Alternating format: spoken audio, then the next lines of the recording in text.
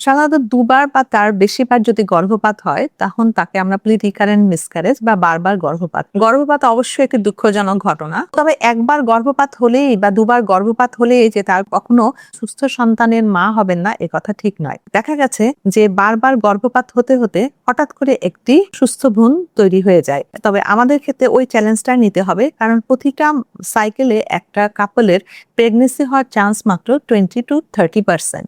আর বাকি ক্ষেত্রে কিন্তু উনি প্রেগনেন্সি হন না, কারণ একটি সুস্থ ভ্রূণের জন্য দরকার একটা সুস্থ স্পার্ম এবং সুস্থ এগ। যে মাসে একটি সুস্থ স্পার্ম পাওয়া যাচ্ছে বা সুস্থ এগ আসছে না সেই মাসে কিন্তু প্রেগনেন্সি হয় না, অথবা যে মাসে একটি সুস্থ এগ আসছে কিন্তু সুস্থ স্পার্ম আসছে না সেখানেও কিন্তু প্রেগনেন্সি হয় না।